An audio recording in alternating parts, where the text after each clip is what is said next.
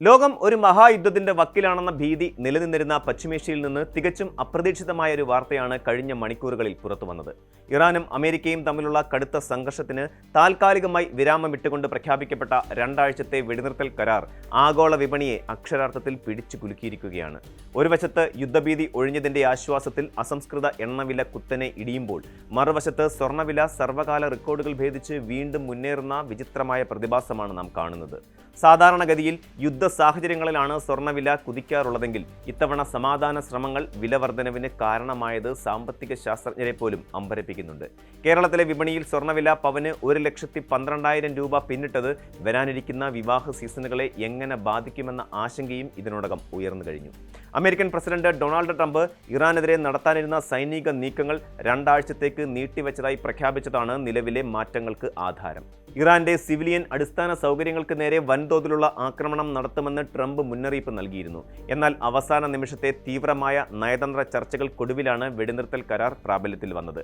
ലോകത്തെ എണ്ണ വ്യാപാരത്തിന്റെ 20% കടന്നുപോകുന്ന ഹോർമൂസ് കടലിടുക്ക് തടസ്സമില്ലാതെ തുറന്നു കൊടുക്കാമെന്ന ഇറാന്റെ ഉറപ്പിന്മേലാണ് ഈ താൽക്കാലിക സമാധാനം കെട്ടിപ്പടുത്തിരിക്കുന്നത്. അമേരിക്ക തങ്ങളുടെ പ്രധാന സൈനിക ലക്ഷ്യങ്ങൾ കൈവരിച്ചുവെന്ന ട്രംപിന്റെ അവകാശവാദം ആഗോള രാഷ്ട്രീയത്തിൽ വലിയ ചർച്ചകൾക്ക് വഴിയൊരുക്കിയിട്ടുണ്ട്. എങ്കിലും ഈ സമാധാനം വെറും 14 ദിവസത്തേക്ക് മാത്രമാണെന്നത് വിപണിയിൽ ഒരുതരം അനിശ്ചിതത്വം നിലനിർത്തുന്നുമുണ്ട്. വെടിനിർത്തൽ വാർത്ത പുറത്തു വന്നതിന് പിന്നാലെ ആഗോള വിപണിയിൽ ബ്രന്റ് ക്രൂഡ് ഓയിൽ വിലയിൽ 13 മുതൽ 15% വരെ ഇടിവാണ് രേഖപ്പെടുത്തിയിരിക്കുന്നത്. ബാരലിന് $94 എന്ന നിലയിലേക്ക് എണ്ണവില താഴ്ന്നത് ഇന്ത്യയെപ്പോലെയുള്ള ഇറക്കുമതിയെ ആശ്രയിക്കുന്ന രാജ്യങ്ങൾക്ക് വലിയ ആശ്വാസമാണ്. യുദ്ധം പൊട്ടിപ്പുറപ്പെട്ടിരുന്നുവെങ്കിൽ എണ്ണവില ബാരലിന് $150 മുകളിലേക്ക് കുതിക്കുമായിരുന്നുവെന്നും അത് ലോകമെമ്പാടും കടുത്ത പണപ്പെരുപ്പത്തിന് കാരണമാകുമായിരുന്നുവെന്നും ഭയപ്പെട്ടിരുന്നു. ഹോർമൂസ് കടലിടുക്കിലൂടെയുള്ള കപ്പൽ ഗതാഗതം സുഗമമാകുമെന്ന വാർത്ത ഇന്ധന വിതരണ ശൃംഖലയിലെ ആശങ്കകൾ അകറ്റി. എണ്ണവില കുറയുന്നത് ഗതാഗത ചെലവ് കുറയ്ക്കാനും തദ്ദേശീയ വിപണികളിൽ നിത്യോപയോഗ സാധനങ്ങളുടെ വില നിയന്ത്രിക്കാനും സഹായിക്കുമെന്നത് ശുഭസൂചനയാണ്. എന്തുകൊണ്ടാണ് യുദ്ധഭീതി ഒഴിയുമ്പോൾ സ്വർണ്ണവില ഉയരുന്നത് എന്ന ചോദ്യത്തിന് സാമ്പത്തിക വിദഗ്ധർ നൽകുന്ന വിശദീകരണം ശ്രദ്ധേയമാണ്. ഇതിന് പ്രധാനമായും 2 കാരണങ്ങളാണ് ഉള്ളത്. ഒന്നാമതായി, എണ്ണവില കുറഞ്ഞതോടെ ആഗോളതലത്തിൽ പണപ്പെരുപ്പ നിരക്ക് കുറയുമെന്ന പ്രതീക്ഷ വർദ്ധിപ്പിച്ചു. ഇത് അമേരിക്കൻ ഫെഡറൽ റിസർവ് പലിശ നിരക്കുകൾ കുറയ്ക്കാനുള്ള സാധ്യതകളിലേക്ക് വിരൽ ചൂണ്ടുന്നു. പലിശ നിരക്ക് കുറയുമ്പോൾ നിക്ഷേപകർ ഡോളറിനേക്കാൾ സുരക്ഷിതമായ സ്വർണത്തിലേക്ക് തിരിയുന്നത് പതിവാണ്. 2 ആഴ്ചത്തെ വെടിനിർത്തൽ പ്രഖ്യാപനത്തിന് പിന്നാലെ ഡോളർ ഇൻഡെക്സ് 1% ഇടിഞ്ഞത് സ്വർണത്തെ കൂടുതൽ ആകർഷകമാക്കി. ഡോളറിന്റെ മൂല്യം ഇടിയുമ്പോൾ മറ്റ് കറൻസികൾ ഉപയോഗിച്ച് സ്വർണം വാങ്ങുന്നവർക്ക് അത് ലാഭകരമാകുന്നു.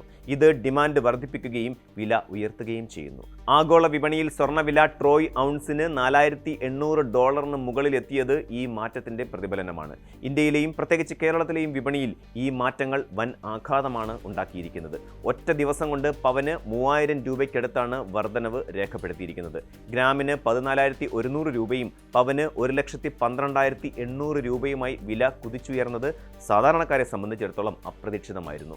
യുദ്ധത്തിന്റെ ആദ്യഘട്ടത്തിൽ സ്വർണ്ണവില ഉയർന്നിരുന്നുവെങ്കിലും എണ്ണവില കുതിച്ചതോടെ പലിശ നിരക്കുകൾ ഉയരുമെന്ന ഭീതിയിൽ സ്വർണം ഇടിഞ്ഞിരുന്നു. ഒരു ഘട്ടത്തിൽ പവന് 1,00,000 താഴേക്ക് വരെ വില എത്തിയിരുന്നു. അവിടെ നിന്നാണ് ഇപ്പോൾ ലക്ഷങ്ങൾ കടന്നുള്ള ഈ കുതിപ്പ് വീണ്ടും തുടരുന്നത്.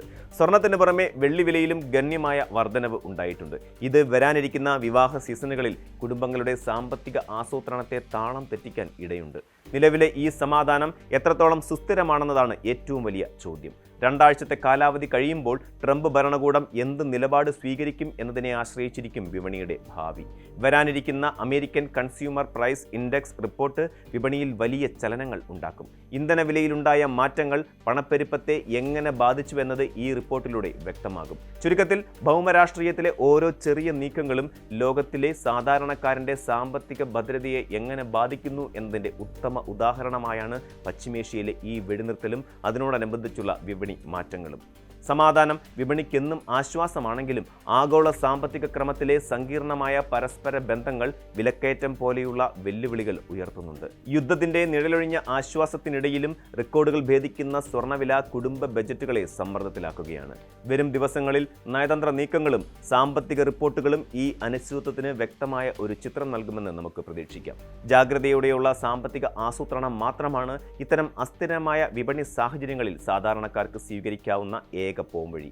ഈ താൽക്കാലിക സമാധാനം ഒരു സ്ഥിരമായ വെടിനിർത്തലിലേക്ക് നയിക്കുമോ, അതോ 2 ആഴ്ചയ്ക്ക് ശേഷം ലോകം വീണ്ടും ആയുധങ്ങളുടെ മുഴക്കം കേൾക്കുമോ എന്നതാണ് ഇനി അറിയേണ്ടത്. വിപണിയുടെ ഈ കുതിപ്പ് കേവലം ഒരു തുടക്കം മാത്രമാണോ, അതോ ഒരു പുതിയ സാമ്പത്തിക ക്രമത്തിന്റെ സൂചനയാണോ എന്നും വരും നാളുകൾ തെളിയിക്കും. കൂടുതൽ വാർത്തകൾക്ക് news 18 Keralam YouTube channel subscribe ചെയ്യുക.